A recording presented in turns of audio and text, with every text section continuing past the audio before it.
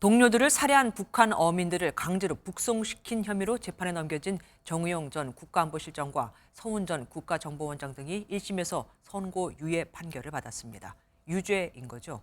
재판부는 직권남용의 위법성은 인정하면서도 실제 불이익을 주지 않는 것이 가장 합리적인 판단이라고 설명했는데 검찰은 받아들일 수 없다며 항소하겠다고 밝혔습니다. 이시열 기자입니다. 지난 2019년 동료 선원 16명을 살해한 탈북 어민 2명이 북방 한계선 인근 해상에서 우리 군에 붙잡혔습니다. 어민들은 귀순 의사를 밝혔지만 당시 정부는 중대한 범죄를 저질러 보호 대상이 아니라는 이유로 이들을 닷새 만에 북한으로 돌려보냈습니다. 검찰은 위헌, 위법한 강제 북송 결정을 지시했다며 정의용 전 국가안보실장과 서훈 전 국가정보원장 등 당시 외교 안보라인 주요 인사를 재판에 넘겼습니다.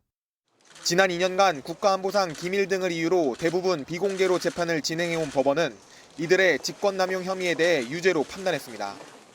재판부는 자백만을 토대로 불과 2일 만에 북송을 결정하고 5일 만에 집행했다며 신중한 법적 검토를 하지 않은 부분이 위법하다고 설명했습니다. 다만 남북 분단 이후 적용할 제도 등의 흠결이 있는데 담당자만을 처벌하는 데 의문이 있다며 형의 선고를 유예했습니다.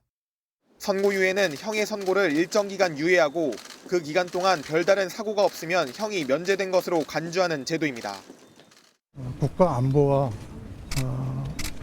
국민의 안전과 관련해서 행해진 그런 정책 사항들에 대해서 이념적으로 또 이런 사법적 재단의 대상으로 삼는 이런 나쁜 관행은 끝이었으면 좋겠습니다.